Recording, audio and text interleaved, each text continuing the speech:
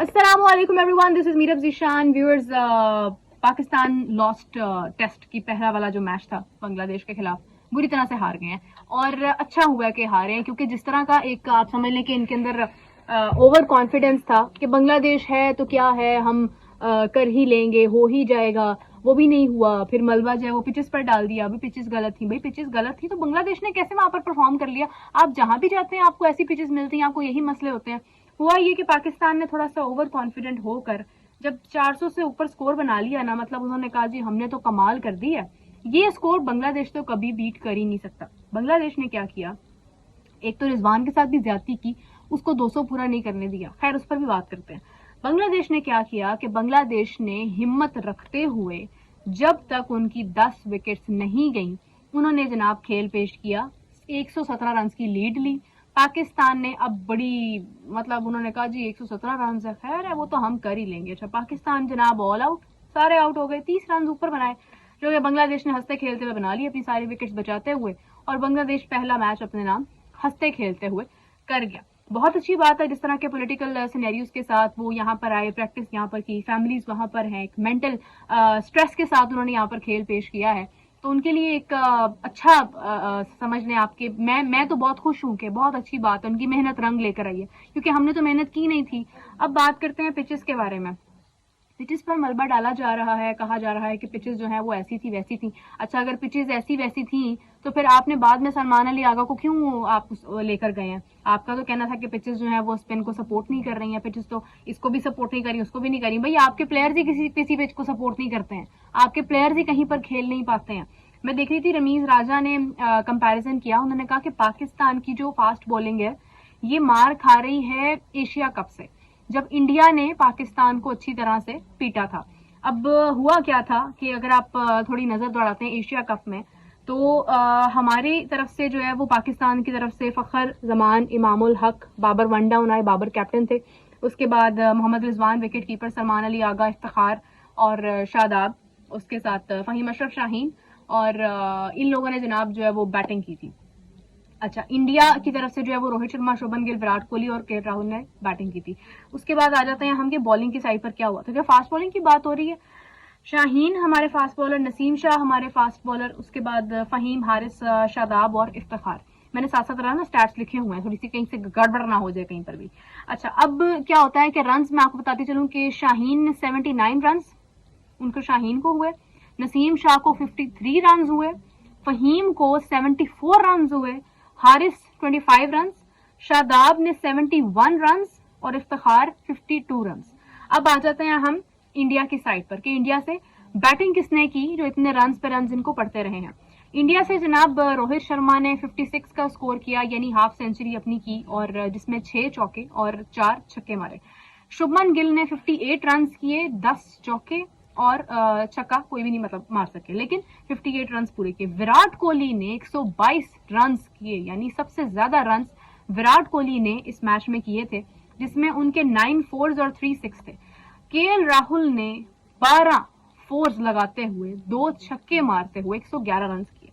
Pakistan wicket ना ले पाए और इंडिया ने एक तगड़ा टारगेट दिया। उसके बाद पाकिस्तान जो है वो जनाब तकरीबन आप समझ लें एक बड़े मार्जिन के साथ मैच हारा, जहां पर अगर आप पाकिस्तान की बैटिंग देखते हैं तो बॉलिंग तो मतलब कंप्लीटली फ्लॉप हुई कि बॉलिंग ने इतने रन खाए, इतने चौके खा रहे हैं, छक्के खा रहे हैं, और बदले में पाकिस्तान ने क्या किया कि पाकिस्तान एक भी 6 नहीं लगा सके। आपका शाहीन आफरीदी जब आए तो उन्होंने एक छक्का लगाया और तकरीबन उनके 7 रन हैं, लेकिन बाकी तमाम प्लेयर्स हार्डली 2 चौके, एक 6 भी नहीं था, और मैक्सिमम रन अगर किसी ने बनाए थे तो वो हमारे आप समझ लें कि सलमान अली आगा और इफ्तिखार अहमद ने 23 रन बनाए थे। इसके अलावा आपके विकेट कीपर, आपके कैप्टन, आपके ओपनिंग पेयर सब फ्लॉप हुआ।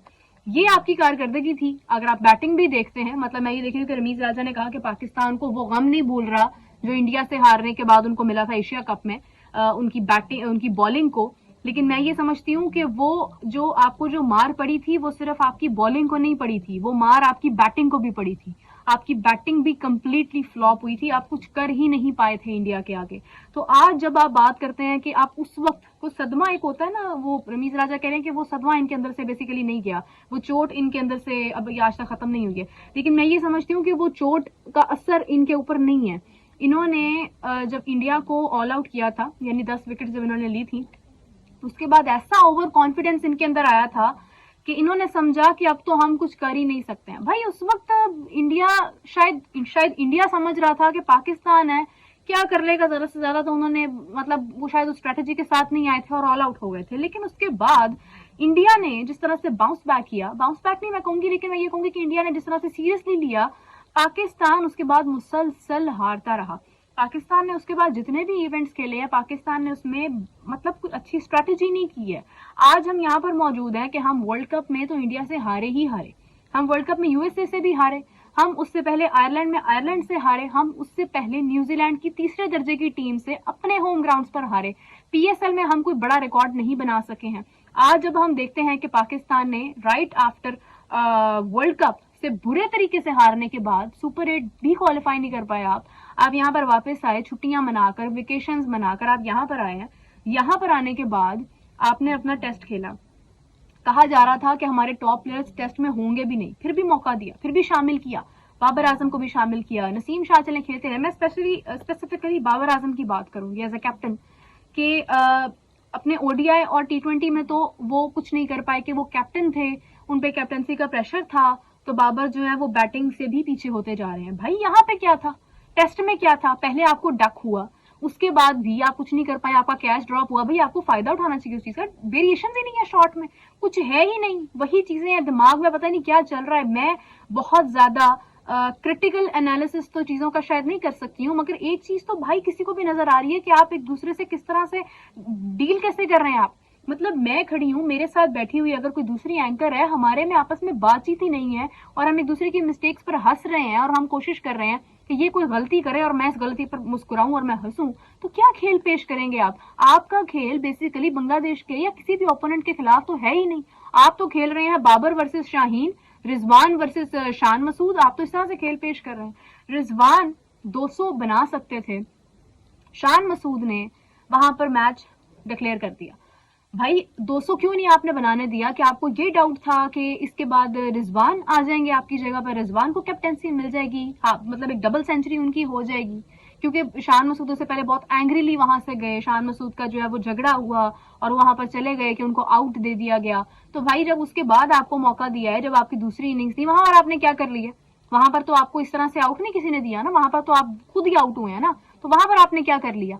आपका एक भी बैट्समैन आपका जिसका आपने दावे किए हैं, वो आपका दूसरी इनिंग्स में तो फ्लॉप गए हैं भाई, सारी विकेट्स आपने गंवाई हैं। वही विकेट थी, वही स्टेडियम था, वही पिंडी है जहां पर आप बाकी मैचेस भी खेलते हैं। आज आपको उसकी पिच जो है वो दुख रही है कि उसकी पिच जो है वो खराब है। तो बात यह है कि पाकिस्तान, जिस तरह से रमीज राजा ने कहा है कि वो इंडिया वाले सदमे से अभी तक बाहर नहीं आए हैं, मुझे ऐसा लगता है कि पाकिस्तान ये एतमाद ही खो बैठा है कि वो कभी जीत सकते हैं। उनको बस यही है कि हम एक छोटा मोटा हम ड्रॉ की तरफ चले जाएंगे, हम थोड़ा बहुत कर लेंगे, हम 10 रन से हार गए, हम 20 रन से हार गए, हमारा मिडिल ऑर्डर जो है वो कोलैप्स कर गया, हमारे डेथ ओवर्स में ये हो गया वो हो गया। यही बातें, यही वोकैबुलरी है आपके पास और इसी को इस्तेमाल करते हुए बस आप अपना मलबा दूसरों पर डालते हैं। कोई स्किल्स नहीं है, कुछ भी नहीं है। मैं डेफिनेटली अप्रिशिएट करती हूँ अफगानिस्तान के प्लेयर्स को भी, बांग्लादेश के प्लेयर्स को भी, जिन्होंने हमेशा से अपनी एक छोटे लेवल से क्रिकेट को स्टार्ट करते हुए अफगानिस्तान ने बगैर फैसिलिटीज के अपने आप को इस काबिल बनाया है कि आज पाकिस्तान अगर अफगानिस्तान से हारता है तो वो कोई बड़ी बात नहीं है, कोई बड़ी बात नहीं है। हमें पता है पाकिस्तान अफगानिस्तान से हार सकता था, कोई बड़ी बात नहीं है। बांग्लादेश से पाकिस्तान ने अपनी होम ग्राउंड्स में हार कर ये बता दिया है कि कल को किसी बड़े इवेंट में या चैंपियंस ट्रॉफी में अगर हमारे सामने बांग्लादेश या अफगानिस्तान होता है तो हमें तब भी डर कर और एक पॉजिटिव और एक जबरदस्त स्ट्रेटजी के साथ उनके साथ खेलना पड़ेगा। ये नहीं हो सकता कि हम आराम से खेलें। पाकिस्तान जरूर एक ऐसी टीम बन चुका है जहां पर पाकिस्तान के साथ खेलने वालों को पाकिस्तान की सारी कमजोरियां पता चल चुकी हैं। उनके लिए कोई नई बात नहीं, उन्हें पता है बाबर यहाँ पर मार खाते हैं, बाबर यहाँ पर आउट हो जाएंगे, उनको इससे कोई फर्क नहीं पड़ता कि रिजवान को किस तरह से आउट करना है या बाकी प्लेयर्स को किस तरह से आउट करना है। चैंपियंस ट्रॉफी आ रही है, पाकिस्तान उसके लिए तैयार है या नहीं है, ये आपको ये टेस्ट बता रहा है कि पाकिस्तान किस तरह से अपनी क्रिकेट को खत्म करने के पीछे पड़ा है। बहुत सारी पॉलिटिक्स हो रही हैं बोर्ड के अंदर भी, मैं देख रही हूँ कि बहुत सारे लोग जिनको शामिल किया जा रहा है, कुछ ही ऐसे बाद उनको बाहर निकाल दिया जाता है। मतलब आप हाथ धो के अपनी क्रिकेट के पीछे पड़े हैं, कोई भी आ जाए यहाँ पर, कुछ कुछ भी हो जाए, ये चीजें ठीक होती नजर नहीं आ रही हैं। अफसोस की बात है कि आपको अभी ही फैसला कर लेना चाहिए कि आपको कैप्टन किसको बनाना है। शान मसूद कैप्टेंसी के कैलिबर के प्लेयर हैं या नहीं है? क्या आपको उनसे बाकी दूसरे फायदे लेने हैं या आपको उन्हें कैप्टन बनाना है? मैंने बहुत तारीफें की हैं शान मसूद की, कि Shan Masood was an excellent captain, Shan Masood ने बहुत अच्छी कप्तानी करते हुए नजर आते हैं हमें, वो स्टेडियम में खड़े हुए नजर आते, लेकिन इस बार वो भी नजर नहीं आया। इस बार शान मसूद की भी किसी के साथ कोई बात हमें होती हुई नजर नहीं आई। खैर, बहुत लंबी गुफ्तगू हो गई है और दिल नहीं कर रहा बात खत्म करने का, मगर आप लोग बोर ना हो जाए, तो इसलिए मैं अभी के लिए चलती हूँ। लेकिन I will come back with the new opinions and let's see कि इसके बाद क्या रिजल्ट होता है पाकिस्तान और बांग्लादेश का, और बात करेंगे फिर उसके ऊपर। तो कमेंट्स में बताइए कि ये जो पाकिस्तान की टेस्ट में हार है बांग्लादेश के खिलाफ, इसके बाद आपको क्या लगता है कि क्या पाकिस्तान चैंपियंस ट्रॉफी में खेलने के लिए तैयार है?